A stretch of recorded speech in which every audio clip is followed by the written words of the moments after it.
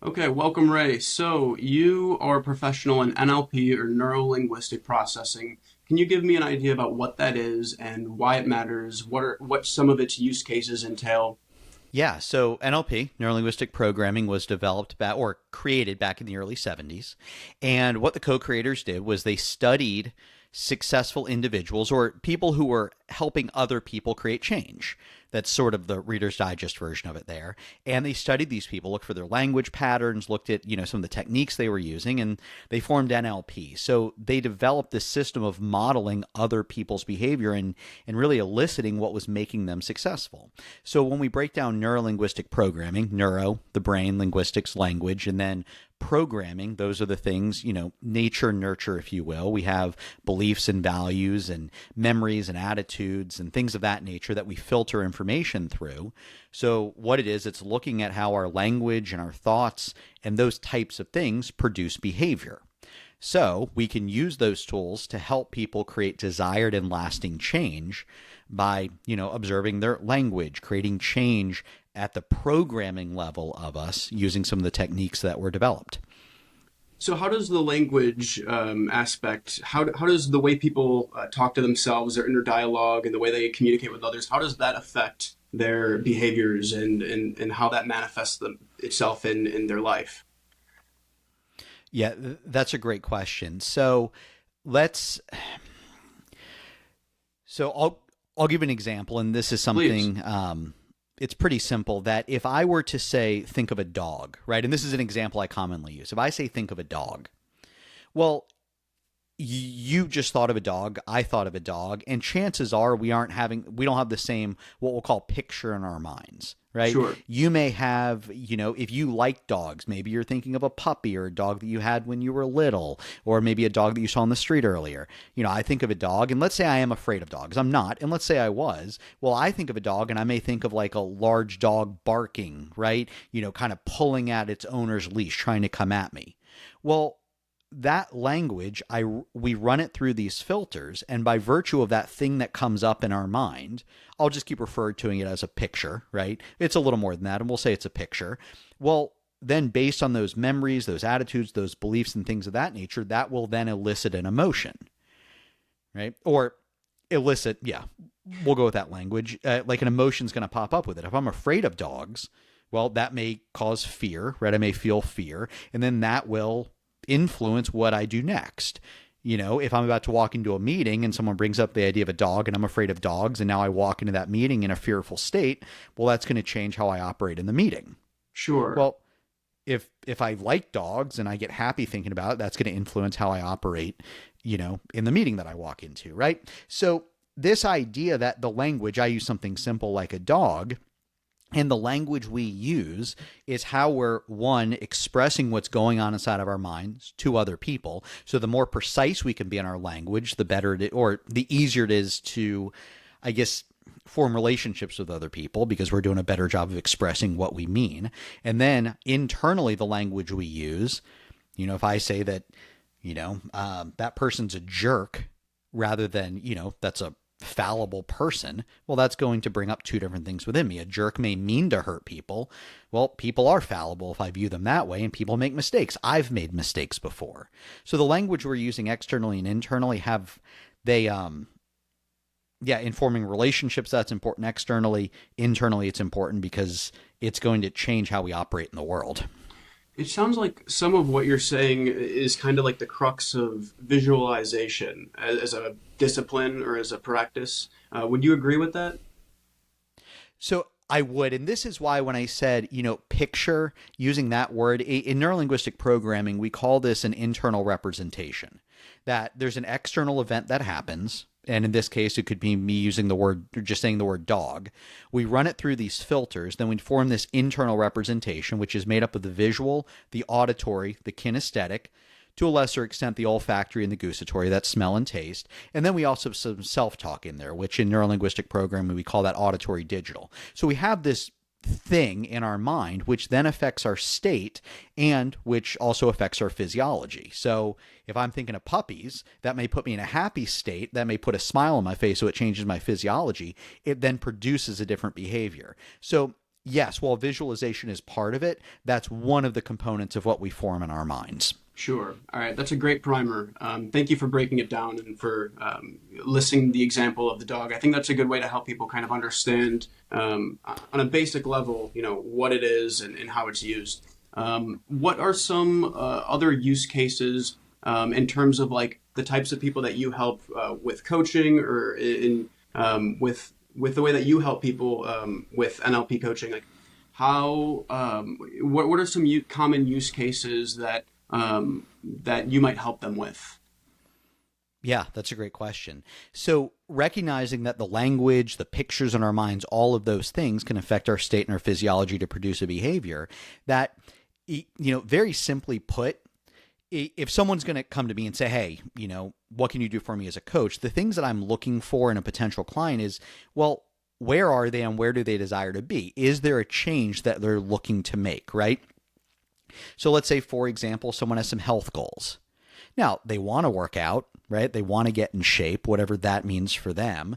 And for whatever reason, there's something kind of keeping them back, right? That would be a situation where we can use some of the tools and techniques to remove whatever those roadblocks are. Maybe it's a limiting belief. Maybe it's a motivation strategy that they don't have to get them to do the things that they desire to do. So I guess an easy way of looking at it is they know what they want, and then for whatever reason, they just aren't doing it, right? Because Sure. it would be really, really simple to say that just do it was a proper strategy, and that doesn't generally work. There are people at the end of dinner that know that, hey, I shouldn't be ordering this 500,000 calorie piece of, this 500 calorie 5,000 calories for a piece of cake would be a lot. A 500 calorie piece of cake. I know I shouldn't do it, and then they do it anyways. Well, there's something there. They have a strategy that's producing that behavior that we could work on. So the logical thing to do in that example would be to be healthier, to exercise, and to eat better. That would be the logical thing to do. But human beings are biological creatures, right? So we're kind of constantly at odds with what we know is the right thing versus what we are allured to, right? Biologically speaking. And that's because of evolution and things that are deeply ingrained in our DNA, right? If we come across sugar, due to the way that humans evolved, we want to stock up on it because we're stuck with the same genetics we had thousands of years ago, right? And so I'm curious to know, how do you parcelate the biological lures from what people know is the logical right thing to do? So we have conscious thought, right? And that's probably a conversation as to where conscious thought's coming from. And we'll just say that we're thinking in our heads, right? So someone may be thinking, don't eat this cake, don't eat this cake, don't eat this cake, right? And then for whatever reason, they choose to do it anyway. So a way of looking at it is consciously, we know what we need to be doing. And then unconsciously, where our beliefs and values and things like that are stored that are driving behavior, they're just moving us in a different direction. So there is something to this idea of aligning what's going on below the surface with what we desire consciously. So there are things that we may be driven to do biologically, right? Or there are several things we're driven to do biologically that we do restrain ourselves from doing because we understand that there may be some repercussions to that, or maybe our value system overrides that. So in those moments of being healthy, of choosing to, drink water potentially instead of a soft drink or whatever those things are, well, when we can align our values with that compelling future that we have, and then we can have a belief system that supports all of that, well, we do that in a lot of other areas where naturally, based on what, like you said, like evolution and just things that we've acquired over the 300,000 years of being humans, and then all the evolution that happened before that, that we make those choices anyways. And, whether that's choices to reproduce and, eat sugar, all of those different things that biologically we could say we're wired to do. Right. We make choices because we understand that there may be repercussions, or there may be something else that we're moving toward that's more compelling than choosing that thing in the moment.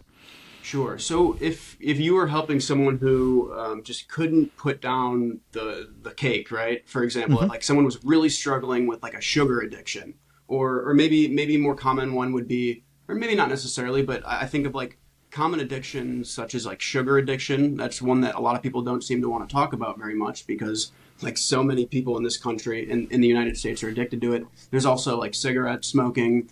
There's not a single cigarette smoker in this country that thinks it's good for them, yet there's hundreds of thousands of people who continue to do so. If you were working with someone who struggled with an addiction of that nature where they knew it was not the right thing to do, how might you help them? What steps might you take to work through that? Okay, great question. And just to kind of protect myself on this one. So if we're talking about like addiction, right? That may be outside of my wheelhouse depending on like, so smoking cessation, for example, I don't do. And I have friends that, hypnotherapists and stuff like that that can do that. Sure. So my motto is when in doubt, refer it out. I took that to heart when I learned it. So I'm gonna answer. I'll answer the question, and please forgive me if this comes across as being vague. That there's a process that I have my clients work through, and I'll share these steps here because this will answer your question. It's not specific to addiction, Sure. and to the extent that I'd be comfortable working with someone who wants to, for example, get in better shape and they just eat Oreos every day when they come home from work, right? So we start with something called like the first requisite for change is what we call release work. So we start with release work, and there are tools and techniques that help accomplish this. This is to release the emotional baggage, limiting beliefs, things of that nature, right? And then once we release those things, that's when we create what we call a compelling future. To simplify that, it's essentially setting goals. It's a little more nuanced and more in depth than just saying set goals. So we do the release work to let go of those limiting beliefs and things of that nature, the emotional baggage, internal conflicts. Then we create the compelling future. Then we take action on it. And then the fourth requisite is to maintain focus.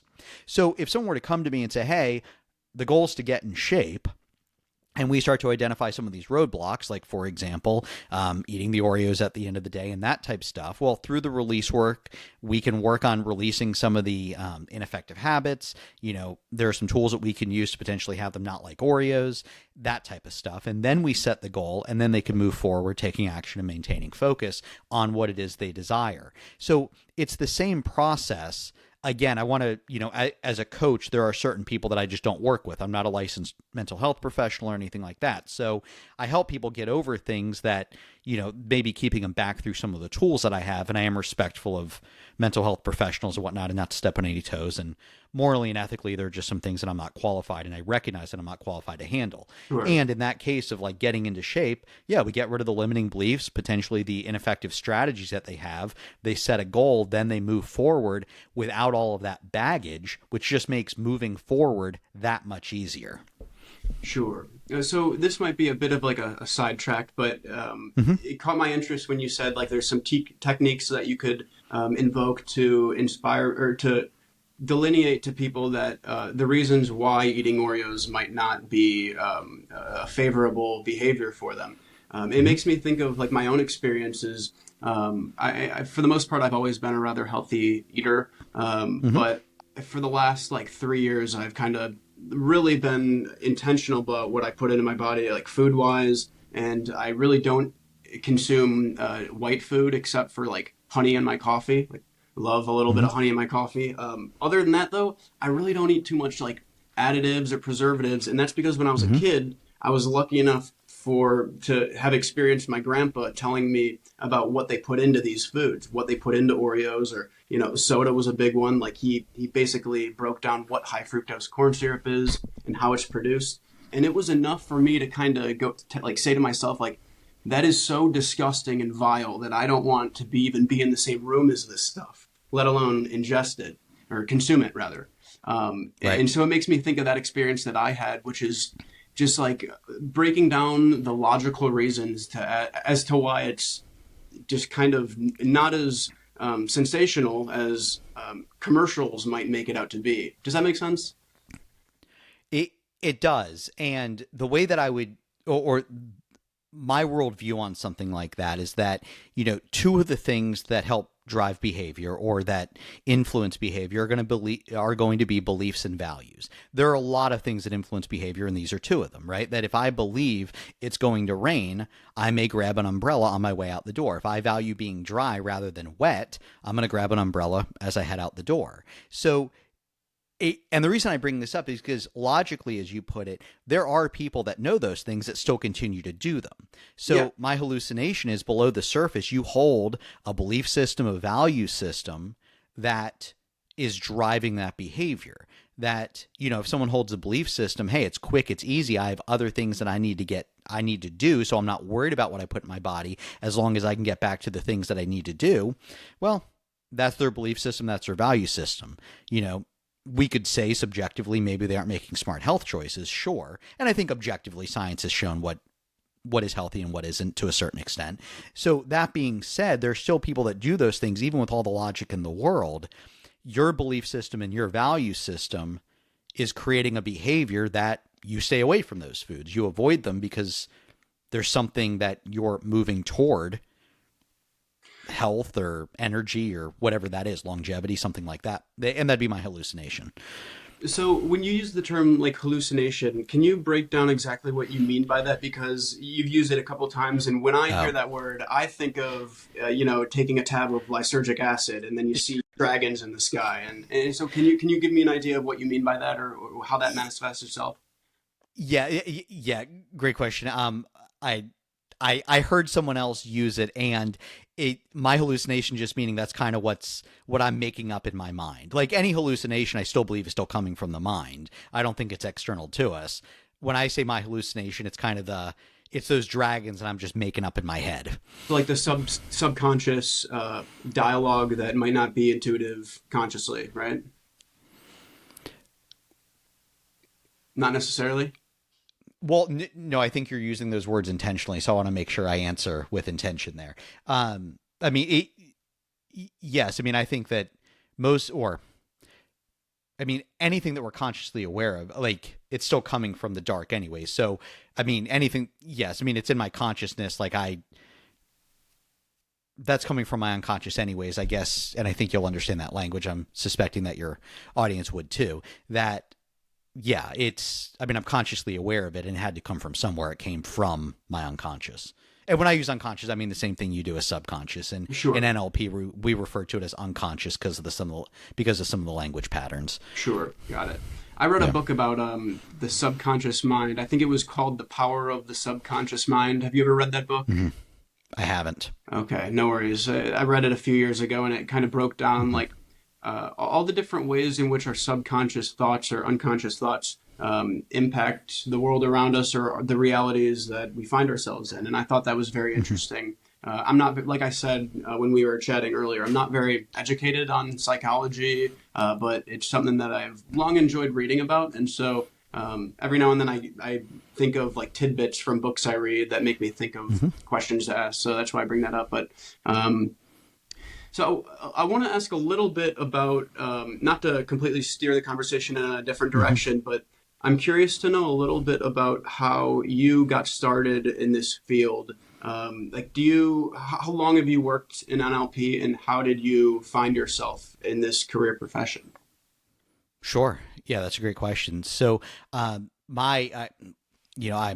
early 40s. The first part of my professional career, I was in sales, B2C sales, and then eventually moving to B2B sales. What did you sell? And I'm sorry? Sorry, what did you sell?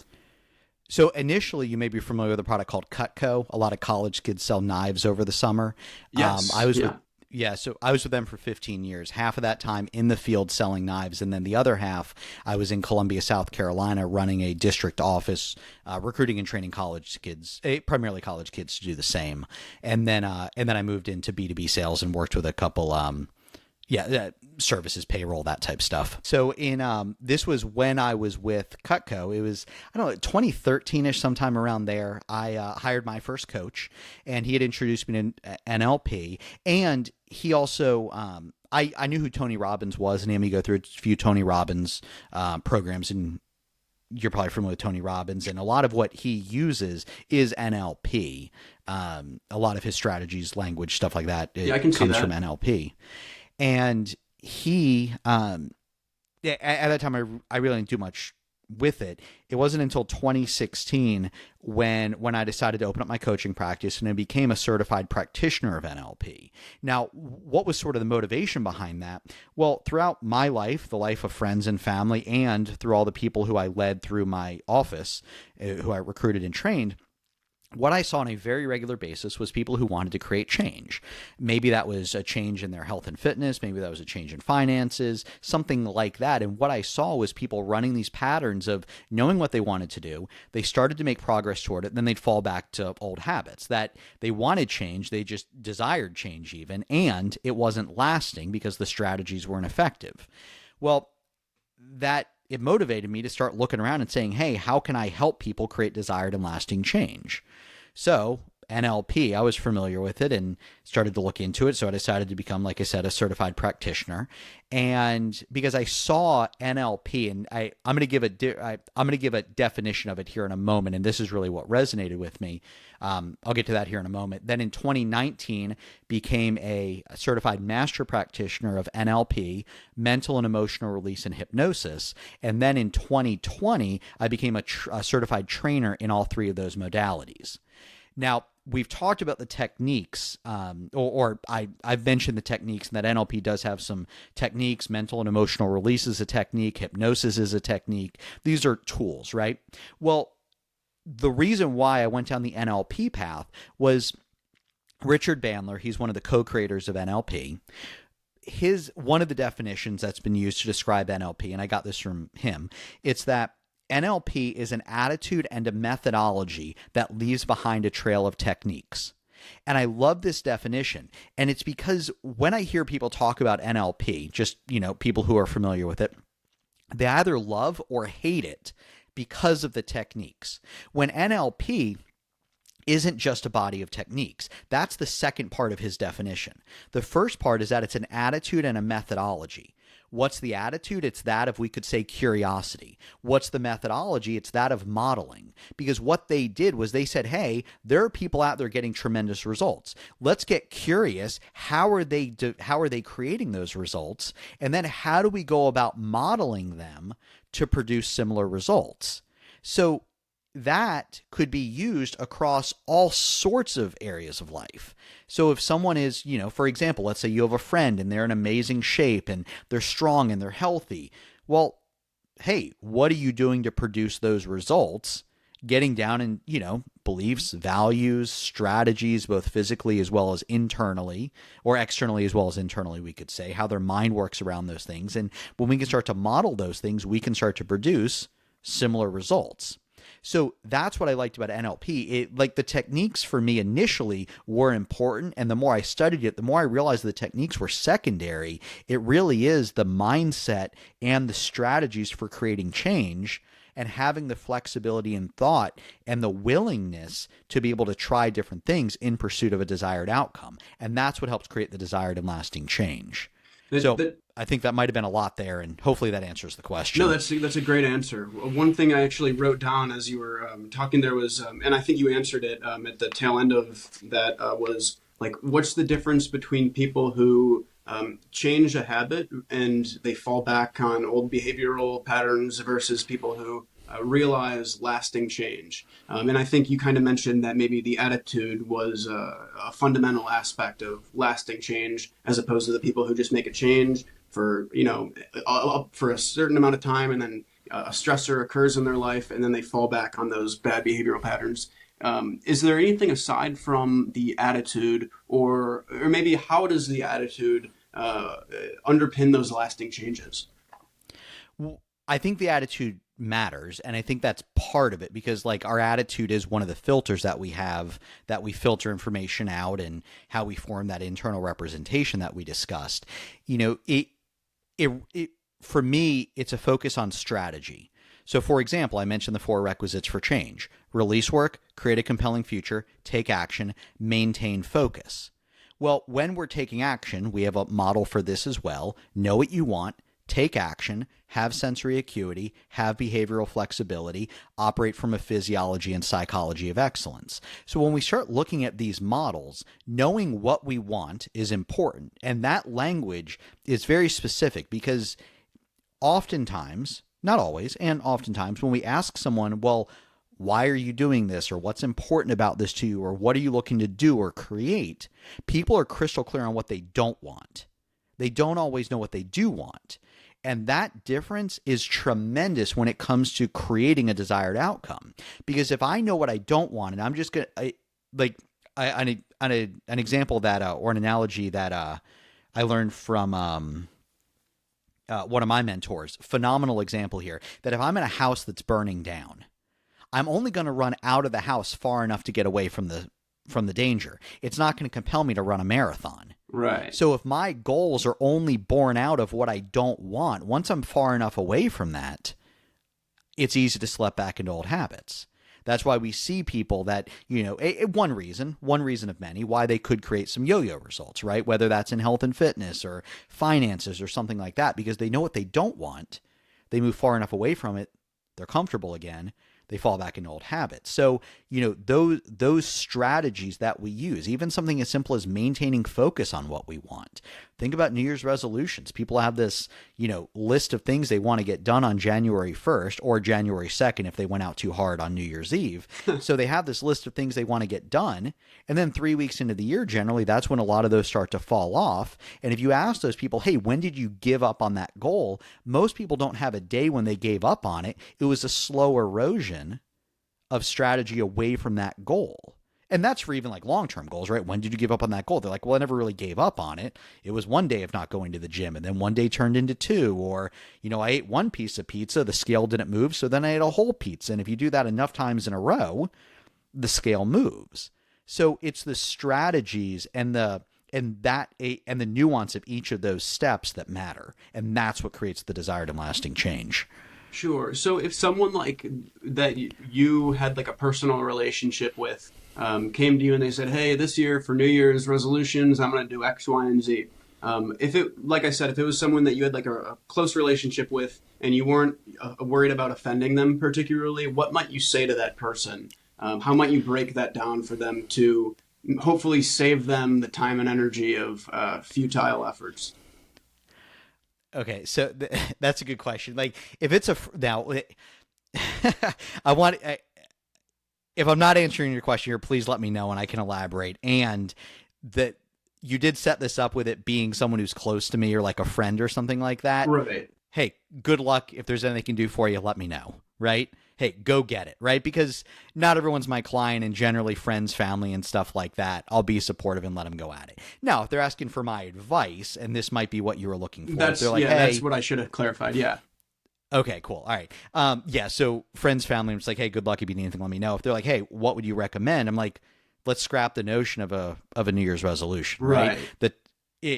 I would just let them know, hey, let's set a good goal that's more likely, or that you're more likely to achieve, and let's forget this arbitrary date of January 1st. Right. So it is reframing it to say that, hey, I don't care what time of year it is, you can create change whenever you desire, right? And if that's the case, let's talk about what's going to help you, or what's going to help you get past the point where most people who set New Year's resolutions are done with them in 3 weeks. Right. If you want to have that conversation, giddy up. And if not, good luck. Hey, I'm here for you if you need anything. Sure, that makes sense. So it's understanding, like the reasons why they're waiting for that arbitrary date in the first place, and then kind of working backwards from there. Is that kind of? Yeah, so there are a few things, and the first thing I do once a client has some notion of a goal, right? They know what it is they want to create, and this happens after, by the way, the release work, because we want to get rid of the emotional baggage, the limiting beliefs, and things of that nature, because their goal is going to change once they aren't seeing it through the lens of that stuff. There's a quote that I heard years ago, and at the time, and for years I loved it. It's that everything I want is on the other side of fear, and the reason I no longer believe that concept is because now, from what I've studied and what I believe to be true, is that it's not that everything I want is on the other side of fear. It's that I don't know what I want because it's being clouded by the fear. So once that, extra emotional baggage or the limiting beliefs are gone, the goal potentially changes because now we're seeing it unencumbered by all of that stuff. So yeah, if we're looking at the goal, the first thing that I have a client do is they go through what we call these keys to achieve. They're the keys to achievable outcomes. And the keys to achievable outcomes, it's a series of, depending on the list you look at, it's roughly 10 different things, right? So it's getting clear on what you do want. It's getting clear on where you are in relation to that goal. I'm just naming a few of them. It's recognizing what resources do you currently have? What resources do you need to acquire? Who else do you know who has accomplished what you're looking to accomplish? What resources did they have? Pretend like you have it now. What resources did you have to get? So it's gathering this information. So we go into this with eyes wide open. Then we write this compelling future in narrative form. And if there's anything instructional that I'm guessing I'm going to share in this conversation, it's probably going to be this. It's that this narrative, we write it in narrative form. Our minds work in stories. We're telling ourselves stories all the time. So Sure. Writing a goal in a story form makes sense. And we write it using present and past tense verbs. So we pull it into the now, because oftentimes people set goals. I will do this. I will do that. Right. Well, by bringing it into the now, right, we embody it in the present moment. And it's not to say that if someone were to do everything I've shared, or if someone's working with me and they do everything that I teach around this idea of creating a compelling future, it's not to say that they're absolutely going to hit their goal. We want to set them up for success to where they're more likely to hit their goal. And all of these things add up to create a compelling future that is aligned with their values, which is motivating. We often hear, this idea of I need to find my motivation, and that puts motivation outside of us. When we craft this thing using these different strategies and tools and the language that I work with my clients, that it creates motivation. We don't have to go find it. Right. So all of those things come together. So that's where it really drives people past that, and then taking action and then maintaining focus, having a model of how to produce that success, and then also maintaining focus on what they want, reviewing their goals and their values and things like that on a regular basis. That's what creates the desired and lasting change. Sure. When you talk about motivation, I think about how motivation is such a fleeting feeling, right?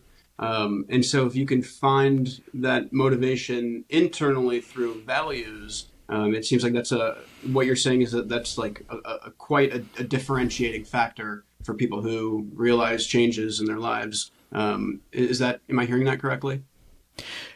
Yes. I'm going to tweak that language of that first part that you expressed, that I think that people often look for the feeling, like the kinesthetic of motivate, or that kinesthetic component that, I have to feel motivated. Well, I don't necessarily, like for me, it's a formula.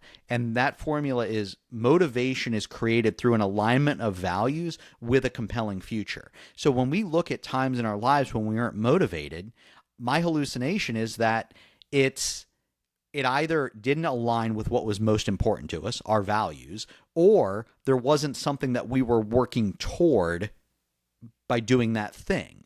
So maybe it had one, not the other. Maybe we were a little motivated because it aligned with one of them.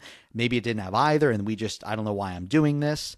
So we can create motivation, and when people say things, and it comes out in different forms, so I'll just use pretty explicit language, that if someone's like, well, I wasn't motivated to do it and I did it anyways. Well, at some level, they were motivated to do it, or else they wouldn't have done it. They just didn't have the feeling of like being pumped up about it.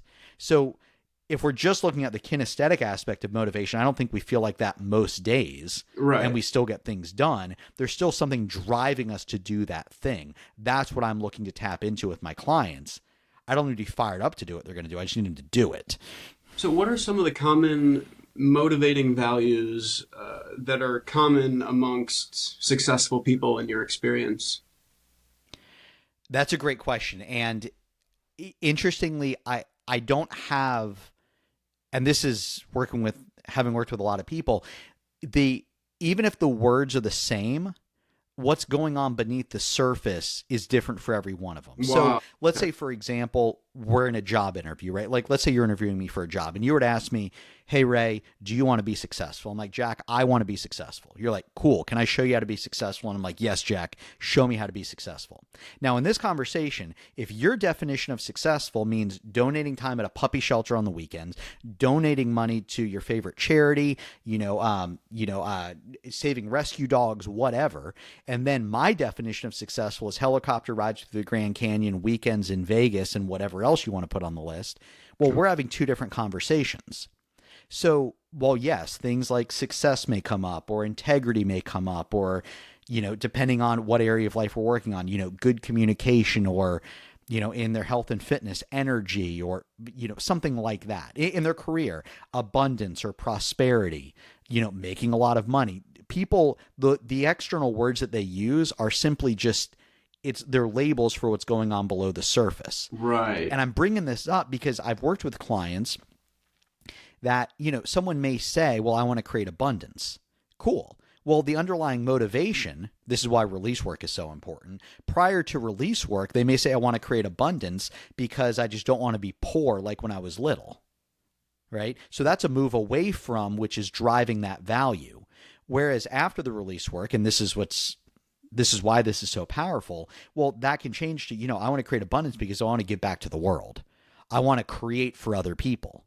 So while the words, communication, integrity, like those words may be common, what's going on below the surface, Jack, it's different for everyone. So the words may be common and what's driving it, it's different for everyone. Right. Like the nature of importance just varies so much person to person, right? So it can, what's important, like you said, what's important to you might not be important to me and vice versa.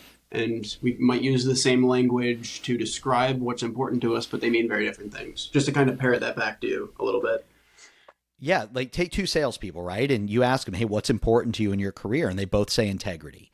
Well, one person, if you were to ask them both, hey, what does integrity mean to you? One person could say everyone gets to negotiate for their best price. The other person could say everyone gets the same price. Right. Well, I think they both have strong arguments that's both of those people are operating with integrity. That's a really great answer. This might be a silly question. How might NLP help me procure more guests for my podcasts? Is that a viable question to ask, or is that just so out there it's just not even relevant to ask? No, I think it's a phenomenal question. Okay. And I think that this is a great example of what I was sharing earlier, that some people, when they look at NLP, they just think of the techniques, right? We have a swish pattern, we have a parts integration, we have a like to dislike, submodality belief change, all of those things, those are the techniques. And that may be part of what I'm about to say. Maybe it's not. So if I'm looking at you as a podcast host, right? Well, let's say you were a client of mine. This is what the process would look like for this, right?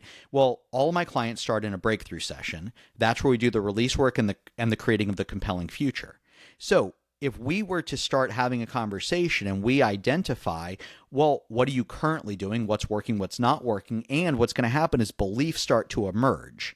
So if potentially, and it's hard to say potentially for most people, beliefs drive behavior, right? So if there are some mental blocks or some things that maybe you've had a few rough conversations trying to get people onto your show or your podcast, I'm not saying you have, I have no idea. And if that's the case, well, then maybe at the first sign of resistance in someone on the phone, you trying to get them to be a guest in your podcast, those memories come up, consciously or unconsciously, it doesn't really matter. And that prevents you from having the quality conversation you want to have. Right. Well, that could be a thing. So release work, we use the tools to release emotional baggage, limiting beliefs, and potentially internal conflicts.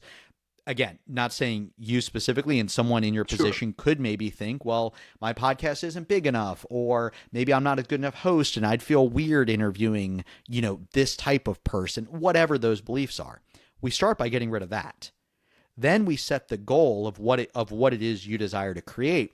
Then we take action based on a model. So that could be, maybe there's a podcast you're looking to emulate, or you like the way they run theirs, or they have phenomenal guests. Well, then it's figuring out the strategy. Maybe it's reaching out to them, asking the question. Maybe it's getting on other people's podcasts. Maybe it's signing up for, I know that they have like guest sites where you can, you sign up and people submit that they want to be a guest, or like Podmatch, whatever, right? Something like that, right?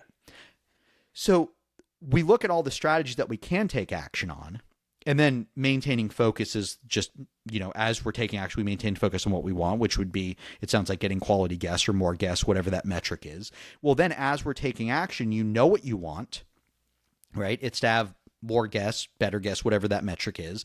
Well, then you take action on it. You have some sensory acuity. We ask, is what I'm doing working? If it is, great, we stay the course. If it's not, we have some behavioral flexibility, which is then going back to it and saying, well, hey, this is what I'm doing. What are some other options that I could be doing? And the whole time we're operating from a physiology and psychology of excellence, healthy mind, healthy body. And if something comes up, maybe it's a habit of, or maybe it's what feels like a lack of motivation in the mornings to reach out to people. Well, then we have a strategy potentially to increase the motivation, come up with better habits, and get rid of, unhealthy habits, that type of stuff. So what type of strategies might that look like?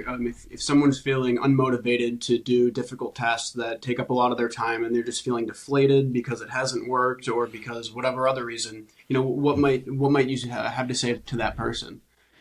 Well, because we start with release work, I'm not going to say all of that goes away, because no matter how much release work someone does, getting rejected generally doesn't feel good. And there are some reframes there, right? Well, to get to the yeses, and this is why when I was in sales, this was one of the strategies that worked for me, because this isn't good or bad. I'm just making a statement that I'm not extroverted, right? I am introverted. So like picking up the phone just to have conversations with people, that part wasn't necessarily fun for me. And I had my numbers down. I knew that if I made X number of phone calls, I would get X number of appointments. If I did X number of appointments, I knew I was going to get X number of sales. And if I had X number of sales, I knew I was going to make X number of dollars. So for me, it was all math. Right. And then I coupled with this mentality that I learned from this book called The Practicing Mind, that let's say I knew I had to make 100 phone calls to hit my goal that day. Let's say that was the number. Well, I didn't look at it as I need to make 100 phone calls. I looked at it as I need to make one phone call, and I can make one phone call. Then once I was done with that phone call, what was my goal? Make one phone call. Yeah. And I know I never needed to make 100 phone calls. I need to make one phone call 100 times. Sure.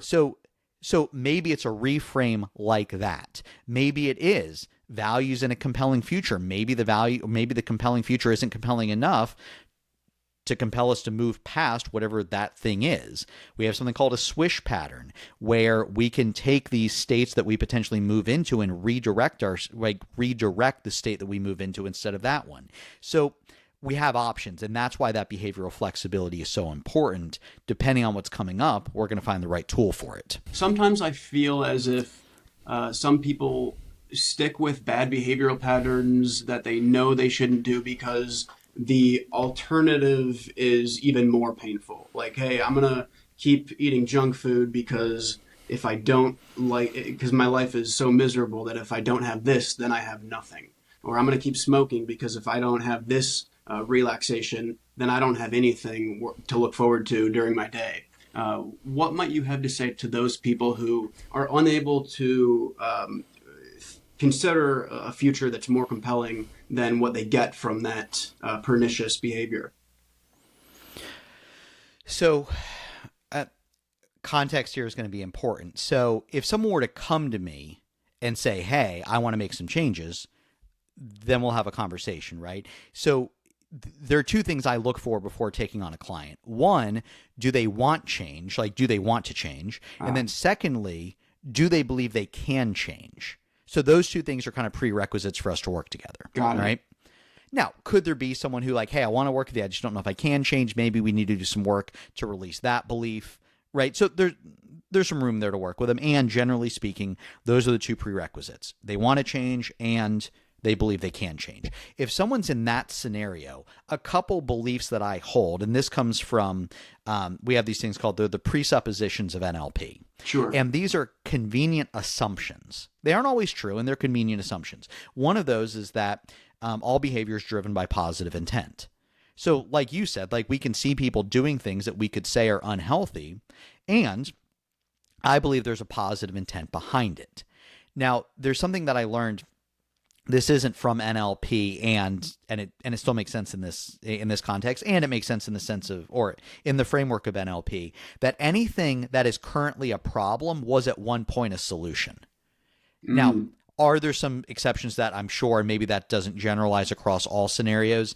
And yes, if it's currently a problem, at one point it was a solution, or we wouldn't have done it initially. Right. Like you're getting something from it, whether that's a feeling of satisfaction or escapism or what have you. There's something that's luring people to do that. Or in the case of sugar, it's the sensation of yumminess, or that's not the right word, but Yeah. there's always something in the short term that compels us to do those behaviors. Yeah, that's something that I can definitely relate to. Yeah. Is there anything that you've struggled with in your own life, whether that's addiction or behavioral patterns that have maybe led you to wanting to help others with improving their lives? I mean, to the extent that I wanted systems and strategies and tools to help people create desired and lasting change, yes, because, I have that in my own life, right? Like there are things that I desire to do, and I'm human. I have the cognitive biases that other people have. And so, it's not like I'm floating above everyone with these tools. Sure. So yes, it's the recognition that people desire to be somewhere, potentially desire to be somewhere, right? Better health, better finances, better spiritual life, mental life, all of those things. Pick an area of life. And yeah, so for me, it was, hey, I wanted better tools and strategies. I learned how to do it. I systematized essentially like using these tools. I'm very systematic in that sense. I'm good at learning systems, and I've essentially taken all these tools and just systemized personal development. So it's not like a free for all. And yeah, I mean, what I'm doing with other people, I absolutely use the tools myself. And so, when you talk about your tendency to systemize and to package those tools in a way that's digestible, is that something that's always come naturally to you, or is that something that maybe you gained from a different working experience or some other environmental factor that's led you to have that like skill? What's led you to be proficient in that area of organization and systemization? Yeah, I'd say it's probably 50-50, as most things are with nurture nature, right? That Sure. I think I have a personality type that lends itself to that. That yeah, and it's worked. So I mean, I've had some reinforcement through my environment, and it, I I think it's safe to say that part of that was born out of just a frustration what I was seeing in the personal development space. That, I've seen people say, well, just kind of do it all, right? Affirmations, visualize and journal and do all these things and then just kind of see what happens. Well, in my head, right? And here's the thing, I know that works for some people. In my head, though, the way that works, that'd be the same as me going to the doctor saying I have a headache and them saying, well, take Pepto-Bismol, take this, take that, just try everything over the counter, and I'm confident one of those things is going to work. When if they have the knowledge to say, hey, take 2 aspirin or something like that, then they're probably better off doing that. It's not to say, like, I'm all for that behavioral flexibility. And I recognize that through these systems, for example, release work, create a compelling future, take action, maintain focus. Well, by having a structure to it, we can then ask, where am I in the process, right? Is there a limiting belief? Is there some emotional baggage? Are my triggers and things, or is something triggering me? Like, is this an unwarranted or disproportionate emotional response? Well, if that's the case, we go to release work. Am I clear on what I want? No. Well, then maybe if I don't have the baggage showing up, then that's create a compelling future.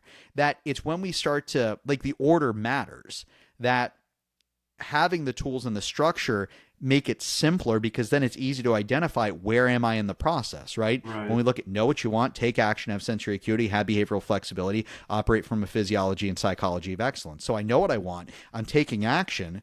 Well, if it's not working, that's my sensory acuities, lighting up. Yeah. Well, now I need to come up with other options. Well, what are those other options? By having those, it's not just a free for all and just seeing what works. We can be a little more strategic and intentional with what we're doing to grow ourselves personally and professionally. Right. It's like the methodical nature that exists within that systemization, so to speak. That sounds maybe Right. a little bit abstract, but that's. So earlier you talked about the relationship between nature and nurture. One of the questions I had was, how does NLP address the underlying environmental factors that contribute to belief and neurological processing and things of that nature?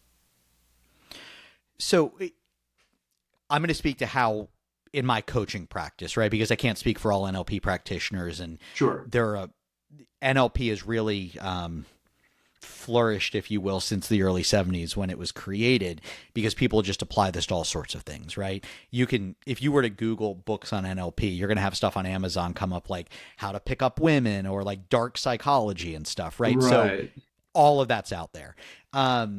So when I think about it, it's recognizing those things exist. And as someone who does believe in, evidence and just, I don't want people believing things on bad evidence, essentially. So I recognize that personality matters when I'm working with people. That, let's say, for example, if we use the extroversion, introversion spectrum, well, if someone is more introverted, well, then let's come up with strategies that may be more geared toward their strengths, and rather than something that an extrovert may do, right? Who's an introvert that's created the success you want to create? So and just so we're clear, I'm extremely introverted. Introversion, just to clarify for people who may not be familiar with the terms, or at least how they're counter to how they're commonly used. Introversion isn't like, we see all these memes and things like that out there that I think are just gaslighting introverts. So it's, you aren't really introverted. You're an extrovert. You're an extrovert just around people that you care about. I'm like, quit gaslighting introverts. Like, these are actually things that people have studied, right? So I'm not speaking about them like one's better than the other. It is to say, though, that yes, nature matters. Like, we have certain things about us, and it doesn't mean, like, I'm on a podcast, right? Like, I speak in front of large groups and things like that. I'm introverted. It doesn't mean I can't do those things. I Right. just may have different strategies than an extrovert does. Or different So tendencies that lure you to different to do those things, right? totally, right? And that's not good or bad, Right. right? It doesn't mean I can't step out of, what I'd call somewhat of a comfort zone. It's that I'm not going to live my life outside of my comfort zone all the time. I don't want that much cortisol dripping in my system. Right. Sure. So I'm just curious. Like, you've obviously worked with a lot of people, dealing with the context of their individual psychology. We've only known each other for about an hour, but I'm curious. Like, are you able to tell, like, would you be able to guess, like, whether I'm introverted or extroverted just based on this, like, hour-long conversation, or not necessarily? No, I would. I mean, I could take some guesses just based on some of the stuff you shared, and that's all it would be at this point.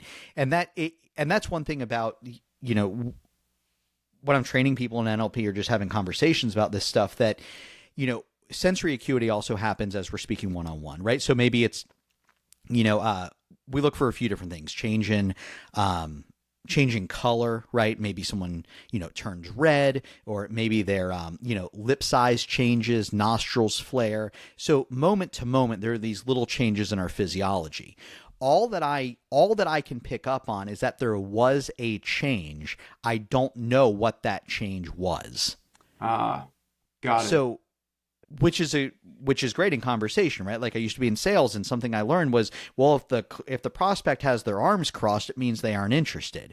Well, maybe they worked out the day before. Maybe they're cold. I have no idea. If I'm in the middle of a sales presentation and they sit back and cross their arms, well, I don't know. So that's just a cue for me. Hey, something did change. Let me check in. Hey, just curious, are we on the same page so far? Right? Right. Something like that. Just ask, because anything other than that would be a mind read. So there are cues that allow you to kind of further probe and dig deeper into that based on those cues, essentially. Totally. Got Yeah, it. and so one of the things we do with language, like when I'm training people, that there's a difference between a presupposition and a mind read. So, for example, if I made the statement, Bob bought his fifth guitar, what can you presuppose based on that statement? Well, Bob has bought 4 guitars before that. This is the 5th guitar that he's bought, right? There were 4 other guitars before this one. A mind read would be, Bob likes playing the guitar. Based on that statement, Bob bought his 5th guitar. I have no idea if Bob likes playing guitars. Yeah, right. Maybe he has like a daughter that plays, right? So it could be, Yeah. got it. Maybe he hates guitars and someone is forcing him to do this, right? I have no idea. Sure. So there's a difference between, like, presuppositions, things we can presuppose based on the information, and what would be a mind read. If I'm around someone enough, like my girlfriend, if I'm around her, like I've been around her enough, I know her, like, facial expressions. That's different, right? Talking to you, though, I don't, I mean, I could say something, you could roll your eyes, and I could assume that means like you disagree or you think I'm an idiot, whatever the case is. And it's just, I know something changed. This is a good time to ask. Something like Sure. that. That's a great answer. That's so it's all about the context and being able to dig deeper into really just gather more data, so to speak, like in an analytical sense. Do you think some people are like even balances between extrovert and introvert, or is everyone like more one than the other? In my experience, yeah, all of it, right? All of it. That it's a spectrum. It's not, from everything I've learned and studied, it's not like a light switch, right? It's not like on or off. It's not you are extroverted or introverted. Context matters. A lot of things can happen there. Yeah. So yes, people can be down the middle. People can be more extroverted, more introverted.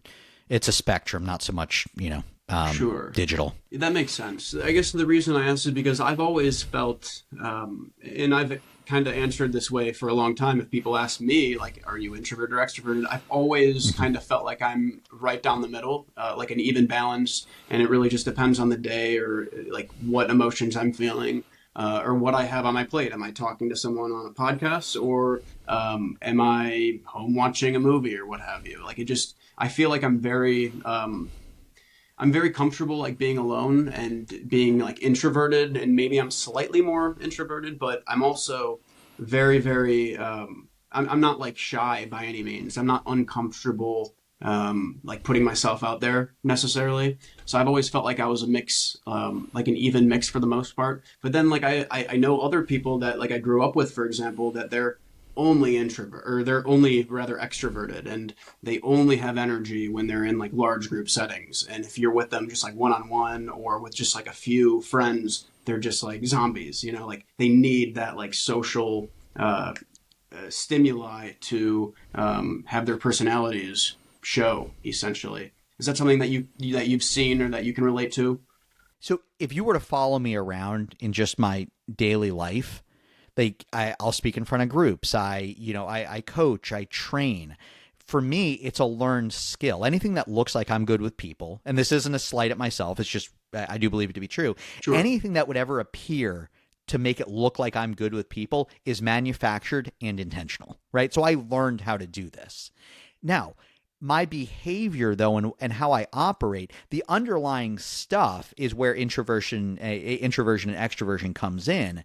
And I do think that in society that there are people who think of introversion as like, oh, they're shy or like a social anxiety, and Right. that's not it at all. Like I'm not shy. I don't have social anxiety. I'm fine speaking in front of large crowds. Like no challenges there. And I'm extremely introverted because it's the underlying thing that I don't recharge being around people, right? The way that I view people is different than how an extrovert would operate. I'm more pessimistic than my pessimism falls in line with introversion as opposed to some of the optimism that may be attributed to extroverts. So there are a lot of things that come into play there, and behavior, it could be part of it, and I don't really use that as an indicator. Can you further break down the relationship between like pessimism and introversion? Like, what do you mean by that? So I took a course in this years ago, and this was really eye opening for me. And pessimism sounds, I don't mean that in like a negative way, although I Right. think sometimes it comes across that way.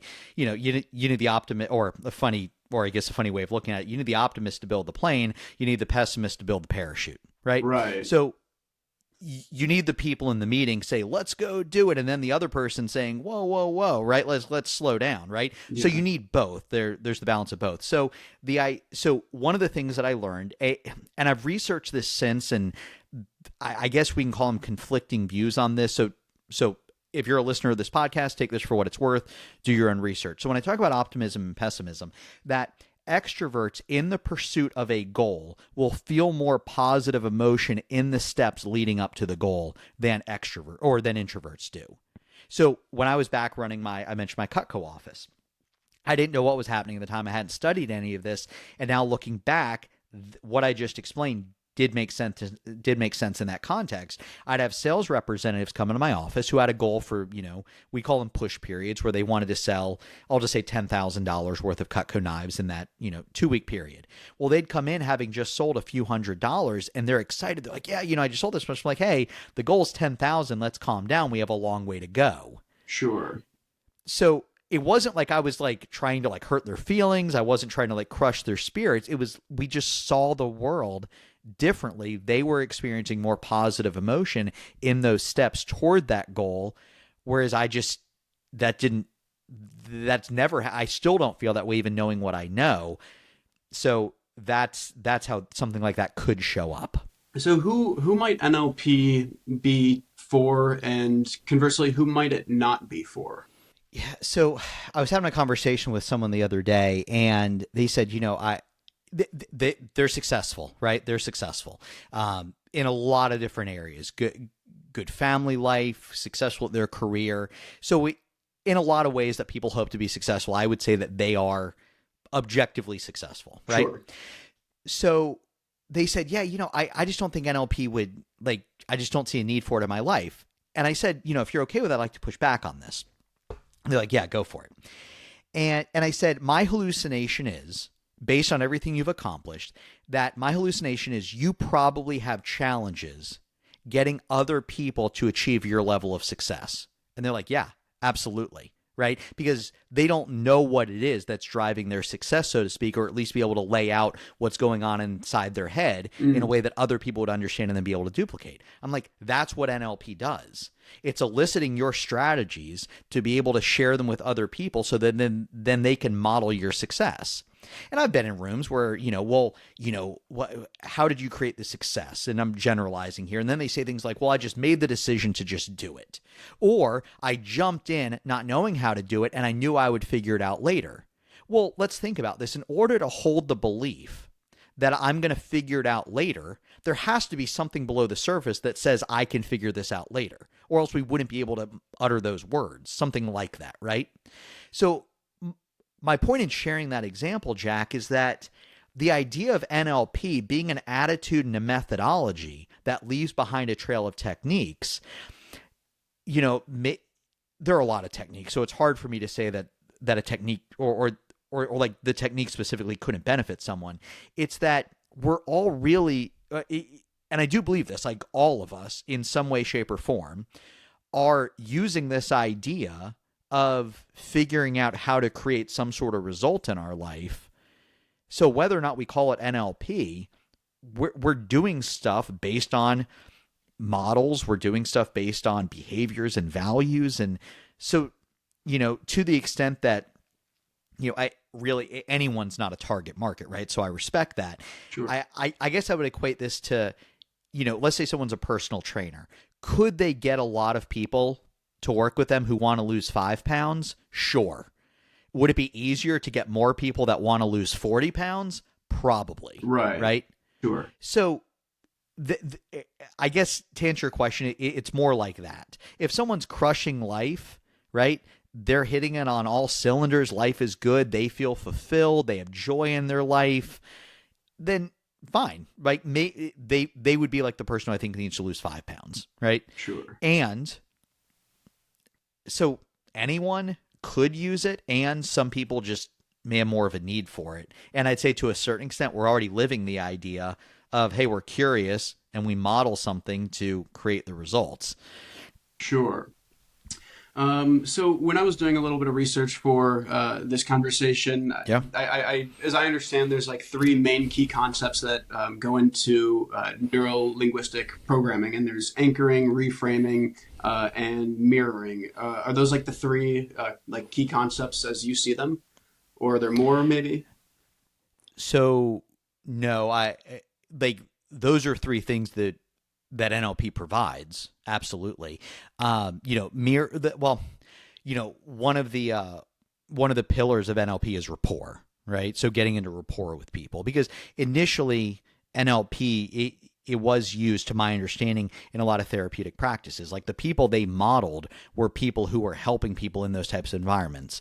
Virginia Satir was one of the people that they modeled. She was a social worker back in the 70s. Milton Erickson, he was a famous hypnotherapist. And these people were creating just amazing things within their clients. So they modeled them for language and things like that. One of those things was rapport. So mirroring, that's part of building rapport. So if we were to, in NLP, we call it chunking up. Mirroring is used to establish good rapport. So sure, right? Okay. Having like anchors are great for creating states in people. That if I'm working with a client, then an anchor may be necessary to put them in a more desirable state to produce the outcome they want. So what might be an example of that for anchoring specifically? Yeah, great question. So let's okay. So I you may appreciate this one. So I have this thing that I do with clients. It's called a ring of power, and it's a spatial anchor where they imagine this ring on the floor, right? This ring, however they imagine it, this glowing ring on the floor, and then we anchor 4 positive states to it. And I'll do this in groups and stuff. So maybe it's confidence. That laughing out loud is often a good one because that's a powerful one to have in there. So confidence, laughing out loud. It may be enthusiastic, like just 4 positive states, right? And we anchor this thing to the ring, right? So they step into it once they're in that peak emotional state. We do this 4 times. And then what I have them do, and just so we're clear, like this is the most, this part is going to sound probably off from everything else that I've explained, like systemat or the systems and the strategies and stuff. No I have them imagine this ring coming up, they shrink it down and they put it on their finger. So then they can take it wherever they go. So I've done this with salespeople to where before they walk into a meeting, they'll take off the ring, drop it, step into it, and they feel those emotions. That would be an example of an anchor. I have another client. He, every time he goes golfing, before he steps up to drive, he drops the ring, steps into it, then drives. So that would be an example of an anchor in a situation where they want to feel those ways. They would use that anchor. Sure. So it's like a method of being present with the emotions that you, or not necessarily emotions, but the characteristics that you intend on having that would ideally produce a positive state and therefore outcome, right? Right. And I'm sure you're familiar, and I'm sure your audience will be as well, like Pavlov, right? Well, what did he do? He flashed the light, and it's often talks about the bell, and I think he used a light more than he did a bell. Flashed the light, dog salivated, right? Because he would feed him the meat paste when he would do these things, and that created, in that case, I think they might have referred to it as a trigger. We call them anchors. And, these are things that naturally occur that, if you were to smell, for example, like fresh baked cookies, there's a world where someone smells fresh baked cookies and then they think of like their grandmother's house when they were growing up, because the memories attached to that smell, it evokes it, which evokes a positive state in some cases with that. So we do this all the time. And that's why modeling and NLP, they just put labels on things that a lot of people were doing naturally anyways. Sure. Yeah. That makes sense. Yeah. You mentioned like the smell and how evocative smell can be. That made me think of an example where I don't know if you're familiar with the essential oil like sticks. I once got one that was a rose essential oil, like just like rose flower scented, and it was like the essential oils from that. And the first time I smelled it, it brought me right back, like almost as if I was in this state where I was 20 years prior, because my aunt and uncle in Southern California, they had a rose garden, and it just brought me right back to being at their house, standing next to their rose garden, and it's like almost like trippy kind of. It's interesting to me how evocative some of those ephemeral senses can be. So that's why I bring that up. It's a little bit off topic, I guess, but what other senses might be able to evoke those types of memories or states? Yeah, that's a great question. So we can form anchors visually, auditorily, kinesthetically, olfactory, and gustatory. I mean, like taste, smell, right? I wouldn't use those to create an anchor with a client. Right. kinesthetically, we can evoke the emotion and then attach it to something like a knuckle, where every time we touch that knuckle, it evokes that state, mental or emotional state that we anchor to that. So that'd be a kinesthetic anchor. We have the spatial anchor, like I said, stepping into that ring on the floor.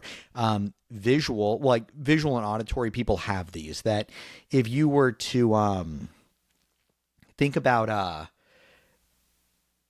think beer commercials do a good job with this. That you may have, let's say it's the holidays, right? It's Christmas, and you see this family by the fire and the tree, and then Budweiser pops up on the screen. Well, it's linking that positive emotion with the brand. Sure. So that happens. It's every pharmaceutical ad, right? Like you see people like swinging in a circle in a meadow, right? Like, yeah, it's intentional, right? Absolutely. And then we have, if jingles, right? Ba da da da da. Yeah, I'm loving it, right? Yeah. Well, that, and then what happens? Maybe it evokes like that memory of going to get, hotcakes with your grandfather when you're little, something Absolutely. like that. Absolutely. So we have all these things that we have the trigger, and then we have the response. What does NLP have to suggest in regards to faith? So specifically to anyone's individual faith, absolutely nothing, right? Okay. Now, when it comes to, I talk about, for example, creating motivation, an alignment of values with a compelling future. Well, if someone derives their beliefs or their values from their religion, well, that's going to be an important part of the conversation, right? Sure. When I'm working with clients, I work with people of all faiths, right? It doesn't matter if they're Christian, Muslim, agnostic, atheist, that doesn't matter, because when I'm working with a client, we're working with their stuff, not mine, right? Sure. So as far as NLP goes, I think I can say NLP is agnostic to whatever faith someone's in, or what they believe. So it is important, because that's going to their faith potentially is going to be one of the filters that they run things through, from a belief standpoint, from a value standpoint, from that type of stuff, because their faith most likely was part of their nurture growing up. Sure. So that's going to be a part of their worldview. So NLP deals with a lot of limiting beliefs, and it kind of dives into those limiting beliefs in order to become more aware of them, to improve upon them. I'm trying to figure out a good way to ask about like determinism versus compatibilism, and that sort of thing in relation to limiting beliefs. I'm struggling to what's a good way for me to ask this question. Like, I'm curious to know a little bit about like how limiting beliefs are affected by like the determinist argument versus compatibilism and free will. Okay, so there's a coaching model out there. This is not anything from NLP. It's just a coaching model that some people use that says that if you want different results, you have to take different actions. If you want different actions, you have to tweak the emotions driving those actions. And if you want different emotions, you have to change your thoughts. Now, here's the thing. It's a model. It's not perfect. That's not exactly how things line up. And it's good enough to coach with. Okay?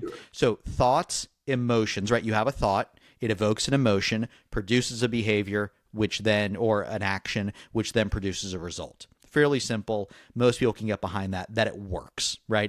It's an okay model. Sure. Well, here's the thing. And this... Is it safe to assume that your audience knows determinism, compatibilism, or do we need to go into that for a moment? Maybe we should break that down. So as I understand, free will is the ability to have chosen differently, right? Determinism is essentially saying that, if I was born with your neurological hardware and I had all the same exact experiences you did in the exact same order, and I had the same environmental contributions and influences, then I would behave in the exact same way that you do, right? That's like essentially the free will versus determinist debate. Feel free to add on that if I'm maybe misrepresenting that. So I'm going to tweak it a little bit. I hadn't heard the argument that if you had the exact same things I had, because you are a different person. What I would say is that the idea of determinism, if we were to rewind the clock to any point in time, given how everything was arranged in the universe at that time, we couldn't have done any differently. Right. right? So and that everything is based on previous inputs, right? Whether that's culture. I mean, we can even go back millions of years just as things were evolving and things of that, like all of those things to bring us to this point, that any decision I'm making now is determined by all of the previous inputs. I'm not Yeah. free to make up my mind in the moment. The compatibilist worldview, are we on the same page so far? Yes. Yeah.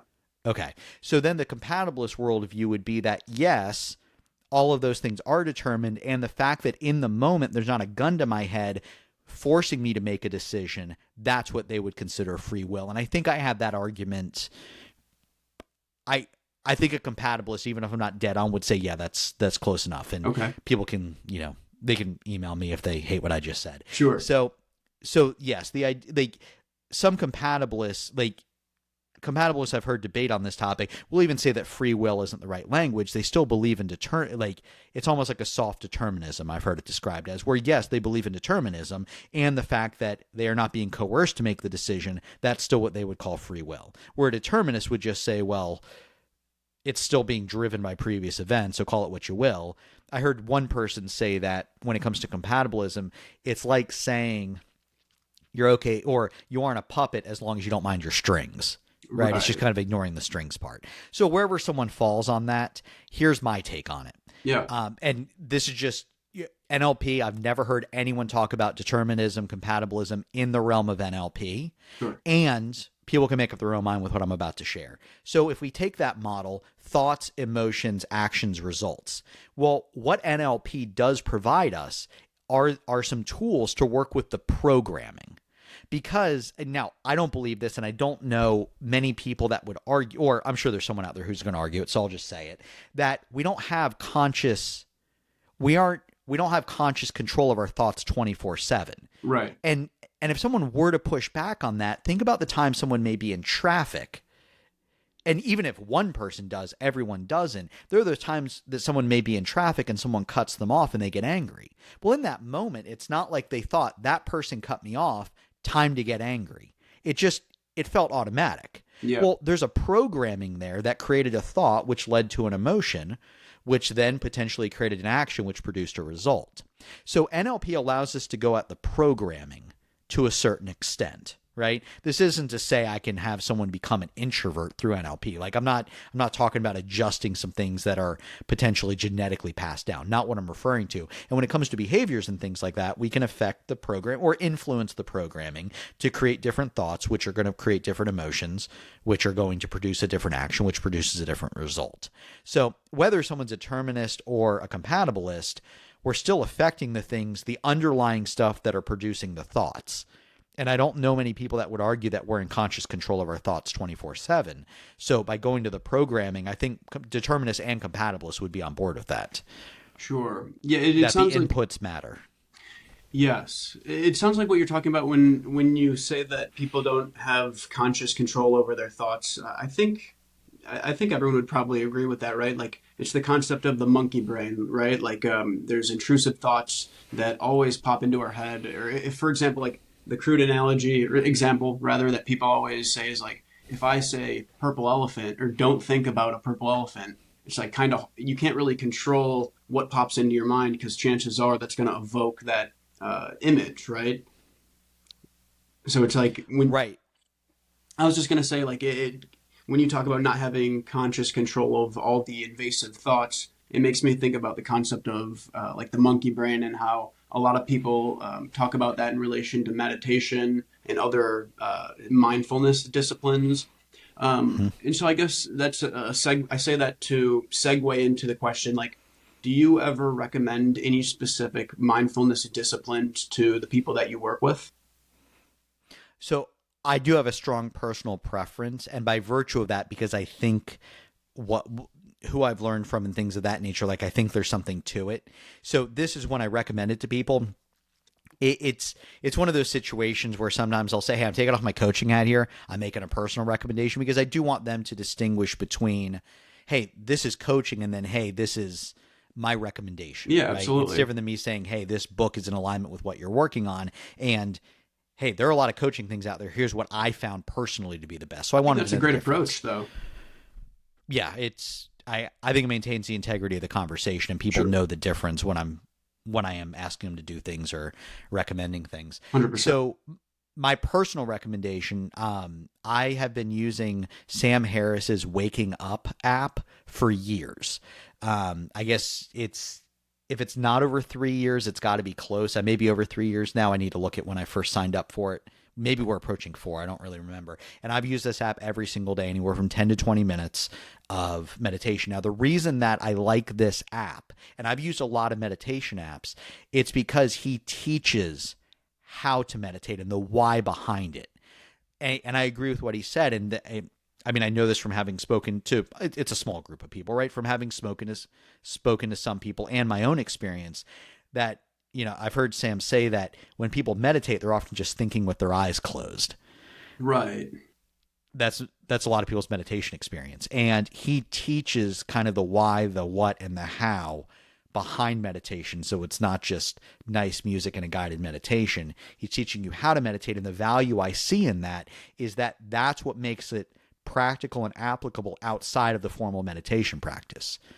Because if someone's own, in my, again, personal opinion, I'm taking off my coaching hat here, that if someone is using meditation just to feel better, sure, go ahead and do that. I think there's something beyond that, though, because if we're only using, and I would say this for any personal development practice, if someone's only using a personal development practice to feel better, for me, they're missing the point, because I think it needs to be applicable to life. Personal development for me needs to be effective, efficient, and it needs to be practical. So the meditation practice, the formal practice, I believe should be practical, effective, and efficient outside of that practice, which makes life better. It just doesn't make me feel better in the moment. And I think Sam's app accomplishes that. And I appreciate the non-dualistic framework in which he teaches it. What do you mean by that, the non-dualistic framework? So,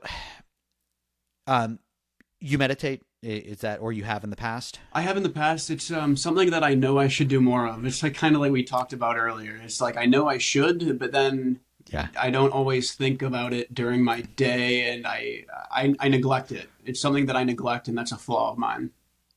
Okay, cool. Well, it's a strategy you're running, and here we are, right? So, But I will say though, real quick, I will say I think it's yeah, prudent to acknowledge that I have personally realized benefits from meditation. So cool. So this non-dualistic framework, and you're going to have some people in your audience, and I'm interested to see what you think about this. And I want to be clear, like the stuff we're getting into now, these are my hobbies outside of like my professional area. So sure, I love meditation. You talked about, I love studying religion. Like all of these things are now in like my passions outside of work. So sure, hobbies at best, and just, a learner in all of these and areas. I can totally relate to that. So when it comes to this non-dualistic framework, there's this analogy that's often used, or this example that's often used when talking about meditation, that they say, you're sitting on the bank of a river watching your thoughts flow by in the river, like you're watching them come by. Well, that, from what I've studied and what I understand this to be, that would be a dualistic framework, that you're observing them, when in the non-dualistic framework, it's that there is no you sitting on the shore, there's only the river. That you are not having an experience, you are the experience. Right. Okay. And that's that non-dualistic framework. So, with regards to NLP as an industry, there's a lot of people, or maybe not a lot of people, but there's some people who say things like, oh, there's not enough peer review, or like you mentioned, some people have labeled it or written it off as pseudoscience. What might you have to say to those types of people? Yeah, and for me, this goes back to Richard Bandler's definition of NLP, that it's an attitude and a methodology that leaves behind a trail of techniques. So yes, if someone's going to say, the techniques that NLP is proposing, that they do this or they don't do that, sure, right? Like, that's why behavioral flexibility is so important. It's the first part of the definition, and I've read some of the books by, Richard Bandler and John Grinder, the co-creators, other people who are around at the time. Like, I've studied this stuff, haven't read everything they've written, and it's not like I just know the new stuff. Like, I have read the stuff written back, like, decades ago, and they were very clear in their seminars that one, they looked at what other people were doing to create success, and they modeled that. So you're right, there wasn't a scientific, process that they went through with that. Cool. They were looking at other people and saying, hey, what were they doing? And they studied those things, and then they happened to duplicate some of their results. It's the idea, though, that it's an attitude and a methodology, and maybe I don't fully grasp when people say it's a pseudoscience, because I've read that, right? You can look this up on Wikipedia and it just tears NLP apart. When I'm training people, I'm like, go read what it says on Wikipedia, right? Read all the terrible things. And in the context of it being an attitude and a methodology, I guess I don't get it, because I don't, sure, are there people out there who are practitioners of NLP or master practitioners or even trainers that may be making some claims to where pseudoscience would fit? Sure. I'm not going to deny, like, it'd be great if people ran more studies and more peer-reviewed research and stuff. I'm on board with all of that, right? Absolutely. Now, my mind also goes to, just because there's not evidence now doesn't mean that they don't work. And if I'm working with a client, they know what they want. We take action, or they take action on it. We have some techniques we use, and and one technique doesn't work. Well, then we try something else. Like that. If I walk into a sales call, for example, and I'm with a prospect, and they give me an objection, and I only have one way of handling that objection, I'm less likely to close the deal than if I had 5 different ways of handling that objection. Right. So, for me, pseudoscience, the term doesn't make sense, and I'm not dismissing it. Like, I have thought about this. I guess I don't understand, because if we look that it's an attitude and a methodology, for me the techniques are secondary. I'm not making any claims other than, hey, yeah, this has worked. Like, they've studied this stuff. Like, they studied what other people did. They're duplicating, their processes. They looked at the language that they use, and it happened to produce results. If I go back to that model that I shared that I've learned from other coaches, thoughts, emotions, actions, results, well, I could technically call that pseudoscience too, because I don't, Yeah. maybe it was put through a peer reviewed study and they ran it through like the scientific method and all that stuff. I just, they're models that do work. Are they perfect? No. And I just think there's a lot of that stuff out there anyways. And just so we're clear, because I think that sometimes when I say this stuff, it comes across as I'm cool with the placebo effect. And just so we're clear, I'm not, right? Now, I'm not against the placebo effect. I mean, like, it's real, okay? Yeah. And ultimately, if someone, for example, quits eating Oreos, the end result's still great. That's not what I base my practice on. So I don't want people believing things on bad evidence. Sure. I go to the idea that it's an attitude and a methodology. To say that getting curious and then figuring out a way to do it and modeling those strategies and things like that, pseudoscience doesn't seem like the right label. I would agree with that, because to me, when I hear you talk and when I read about what it is that you do, to me, it sounds like it's becoming, like you said, it's becoming curious and intentional, and about identifying limiting beliefs and how other people have overcome those limiting beliefs, and how you could apply that to your own life based on the individual's context. That doesn't sound like pseudoscience to me. I mean, to me, that sounds like a rational approach to becoming more aware and to improving one's circumstances. Do you think part of the problem, though, is like, at least in America, people are so indoctrinated into quick fixes, thanks to, or maybe not thanks to, but due to pharmaceuticals and quick fixes, like take this pill and you'll feel better. And that is true to a degree. It's not without its negative consequences, right? But I guess what I'm trying to ask you is, like, do you think that part of the problem when people tear into NLP so much is because it does require work, and it requires hard work from the practitioner and the recipient, and people are just so indoctrinated into quick fixes nowadays that maybe they miss the point? Do you think that's maybe part of it? So that's a great question, and it's an interesting question. So the techniques themselves, right? So I haven't spent a lot of time talking about them because, I do view NLP as an attitude and a methodology, and that's how I approach it with the systems and models and stuff. When we do look at the techniques, though, they do work quickly. So when we look at something like we have something, it's a phobia model using mental and emotional release. For the right situation, for the right type of phobia, that model is effective in 10, 15 minutes. Wow. Now, right. So people hear that though, right? And that's generally the reaction like, wow, that seems really quick. Well, how long did it take to form the phobia?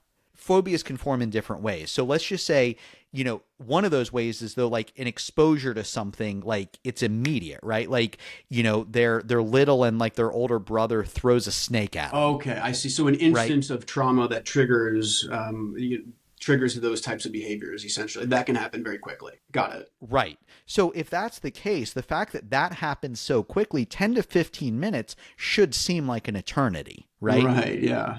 Well, now the technique that we go about doing that, maybe it's because it's, well, mental and emotional release isn't from traditional NLP, and it uses I like to refer to it as a derivative, and I don't know if the people that created it would use that word exactly. So my language, not theirs.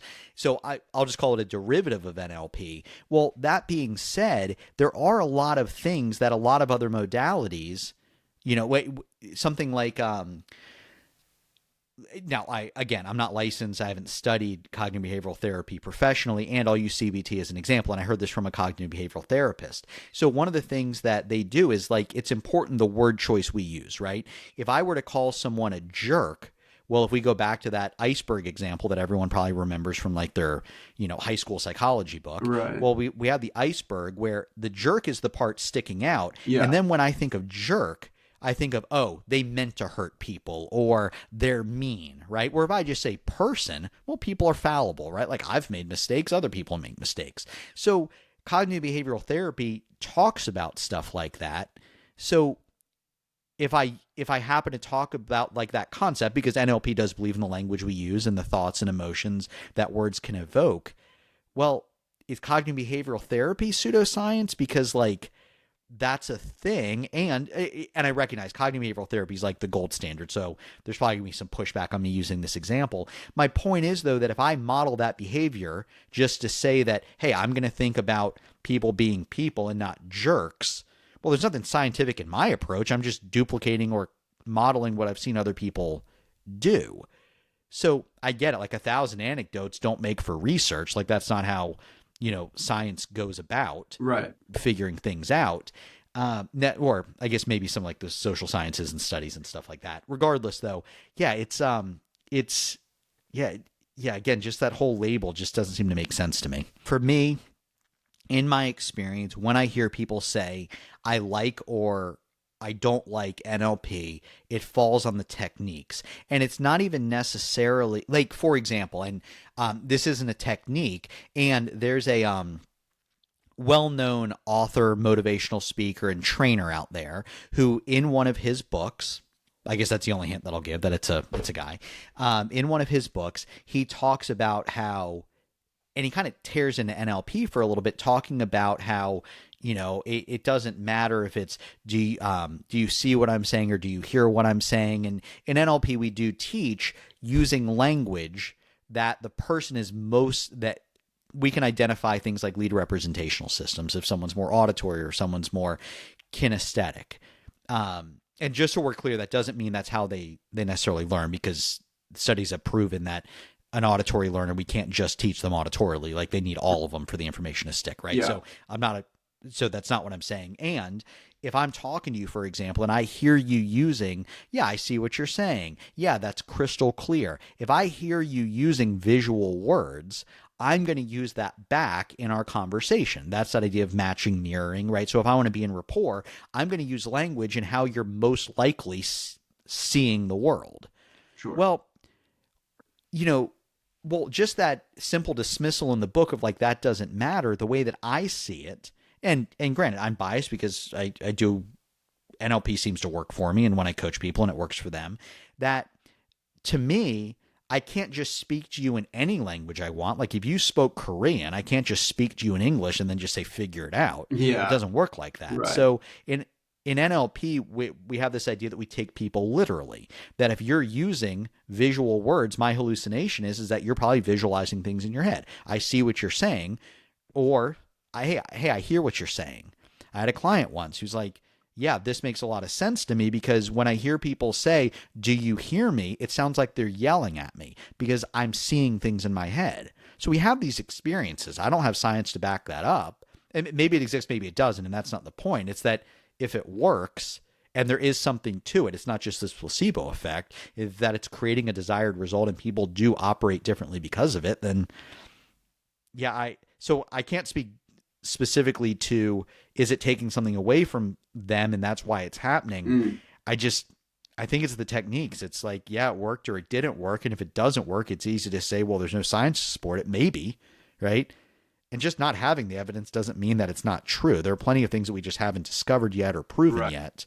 100%. Yeah, And like anything else, I and how the guess. mind works. So, what type of is there any type of like research or peer review that you'd really like be keen to see come out of NLP, or like is there certain studies or types of research that you just would love to be a part of NLP or um, anything like that? So would I want to be involved? Maybe, like, I think Or it I could just guess be maybe fun. sorry Yeah. to interrupt, but I guess maybe the question I'm asking is like um, is there any type of research that you wish existed but doesn't currently, maybe, or not necessarily? Well, so I think like mental and emotional release, like there is some research. So I wouldn't say it's research I'd like to see. I'd say it's an emphasis on, or it's a clearer depiction of what NLP is, because I think that's where a lot of this is coming from. That having a clearer picture of what NLP is, that when someone goes, or at least my experience, and I'm guessing other companies are like this, when I went through my practitioner training back in 2016, a lot of it was focused on the techniques, because the company, and I respect this, they wanted people to get a result. It was very experiential. They wanted people to see that the technique works, right? Sure.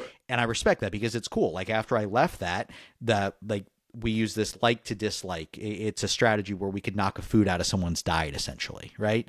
So when I did this, like I've had in like the last few years, I think like a handful of donuts when I used to be able to, like, where I used to eat a lot of donuts. Now it just doesn't cross my mind when I pass them in the grocery store to buy them. So that's cool. And there's something to that going through the training to get buy-in, that people experience it. Well, what I think that also creates, though, is this idea that NLP is about the techniques, where it's not, I'm more focused on how to think than what to think when I'm working with clients. So I would like to see that emphasis of that NLP really is an attitude and a methodology that leaves behind a trail of techniques, that it's the study of success to a certain extent and how to model that success. Sure. And then the tools are secondary, because we're going to pick and choose what tools we use or techniques we use to accomplish that goal. So for me, it wouldn't be so much about the research. I'm sure that'd be great. It would make life easier in some situations. And it would absolutely be an emphasis, or it'd be a clearer, yeah, it'd be clear to what NLP is. It's not just the techniques. Sure, So, that's a great yeah. answer, and I do appreciate that. Something that I just thought of as you were saying that, you mentioned the example of like donuts and the like to dislike exercise, right? Or that method. Can you break that down, or give us a little bit of a clarification on what that like to dislike strategy looks like, or what that entails? 'Cause it sounds pretty interesting. Yeah, and this, what I'm about to explain, this is where you're going to have the people chime up and say, well, that's pseudoscience, right? So like I get it from this perspective if we're only focusing on individual techniques and what it can deliver. And just to remind everyone who's listening, this is, if we're looking at release work, creating a compelling future, take action, maintain focus, this would be part of the release work process, if you will. Sure, I So appreciate you clarifying that too. Thank you. other things would have to happen in conjunction with this to create a desired and lasting result, right? Right. So the way that the idea behind it is that right now I'm guessing there's a food out there, and I'll use you as an example if that's okay. There's probably, or what's a food that you really like that you wish you could create more space around? Like, is there like a food like you're like, you know what, if I could just eat less of this, that would be awesome. I might not be the best example of this because I eat the Okay, same thing 2 to 3 times a cool. day. I'm Okay, pretty so dialed in. Perfect. I love that. So I'll use me as an example then. Okay. So I use the example of donuts, right? Like I used to, I mean, I appreciate them now, and I used to love them, right? Like I'd get like a 6-pack of donuts for breakfast. That was just no big deal. Eat 6 donuts. Didn't feel great afterward, and for whatever reason, I really enjoyed it while I was doing it, right? Yeah. So I'm like, you know what?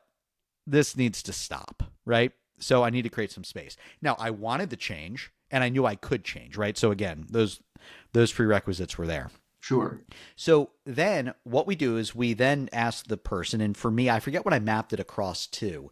There's then I picked a food that was similar that I absolutely couldn't stand, that I absolutely hated.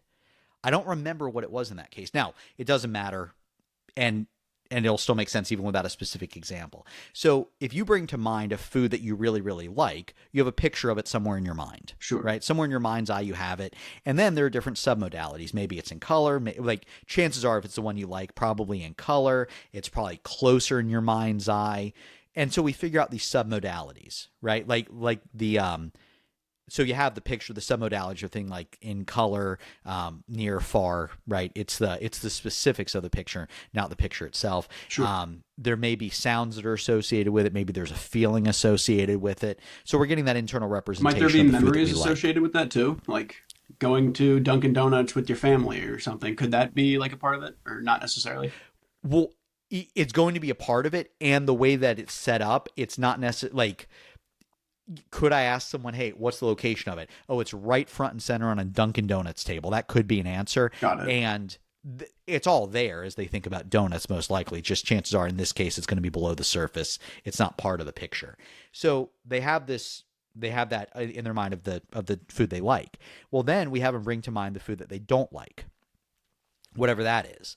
And that's most likely, in many cases, going to be in a different location in their mind's eye. It may be smaller. It may not be like, it may be black and white. They may have that, that gagging feeling in the back of their throat rather than when they thought of the donut, like it got them hungry or something like that, right? Right. So there are going to be some differences in those two pictures. And again, it's more than the picture. That's why I call it an internal representation, because the auditory, the kinesthetic, that's Sure. all there. I understand. So then what we do is we take that picture of the donut and we change all of the submodalities to that of the food that they don't like. Got it. And that changes how they feel about the food. Right. So how do you get that to stick? Like, for example, if the food that they absolutely just hate is like asparagus, how do you get like the submodalities of asparagus to stick to that donut without the person just 48 hours later, they think of donuts and suddenly they're, salivating over the idea of having one. Well, so let's say we do the technique and it doesn't work, which is why I feel that NLP is more than just techniques. There may be something else going on that we need to address. So I see. Behavioral flexibility, or maybe the intensity of what they didn't like wasn't enough. Like, because we do want something like when they think of it, like they get sick thinking of it, right? Like we want a severe, like, ugh, right? Like that gross feeling when they think of that food. So there could be a few things we need to play around with. How do we get it to stick? Once we map it across, then there's some language that we use, nothing fancy. And then it sticks. So whenever they think of that now, it elicits a similar reaction to the food they don't like. Sure.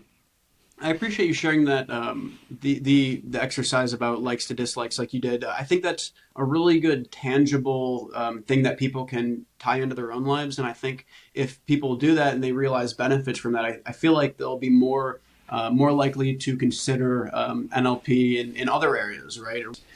So I appreciate you sharing that. Yeah, you're welcome. Are there any other tangible exercises or things that people could do or think about that might help them realize a benefit in their life that we maybe didn't talk about yet? I know that might be a bit of a loaded question, but yeah, it's a big question, right? Sure. So there's some of the things that we've discussed, I think, can move the needle for people. So, for example, if you have a goal, are you clear on what you do want rather than what you don't want, right? So there's even a difference in the languaging. There's a difference between losing 10 pounds and weighing X amount. There's a difference between like not being squishy and being healthy, right? So even something as simple as that, changing what we're moving toward. Now, the underlying motivation, that's why I do a breakthrough session, that's why I have release work and that type stuff. And even just that small, the language can make a difference. So stuff like that we've covered throughout it, that those things help, right? Sure. Those things help. The language that we're using, how we're picturing things in our mind. Now, this is an NLP, and some of the stuff we've talked about, this set of questions might help some people in your audience. It's, how do I feel? How do I want to feel? What do I need to do to feel that way? And just by going through that process, it does bring some awareness. How do I feel right now? Well, I don't feel great. I wish I was more motivated. What can I do to feel motivated? Or how do I want to feel? I want to feel motivated. What can I do to feel that way? Well, I can think about what's important about this task to me, and what is this going to deliver in the future? What's my compelling future? So some of the things we've talked about, I think people can implement immediately and get some value and see the needle move in their life. And then just being open to different options. If you try something, it doesn't mean give up on the goal. It means let's figure out it. I mean, it's not like Google Maps. If there's a detour, it doesn't say go home. Yeah, It just go just home. reroutes Yeah. you, right? That's a great Just take a different analogy. road to get there. Right. Yeah. Absolutely. Ray, you have been very gracious with your time. You've given me about 2 hours of your time.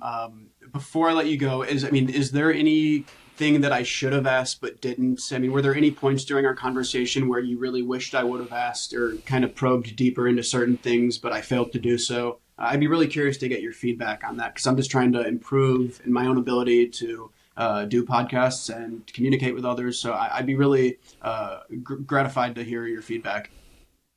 I think these questions are great. This was fun. I didn't even realize it had been 2 hours, so that's I awesome. know, right? It flies by. I will say that, it's a big topic, right? I mean, like, this was literally hundreds of hours of training on my part. So, I mean, we weren't going to cover all of it in, 10 hours anyways. Sure. Right? So Right. I think for what we got done, this was great. And I think for people who aren't familiar with NLP, I think your questions, and hopefully my answers open their eyes to what NLP is, what it's not, and that hopefully they got some strategies that they can implement. So no, I think that this was great. And if there's an opportunity to continue the conversation down the road, there is more to chat about. And I think that this was great. Time flew by, great conversation and great questions. So I really appreciate it. yeah. I'll go ahead and put a ribbon on the recording.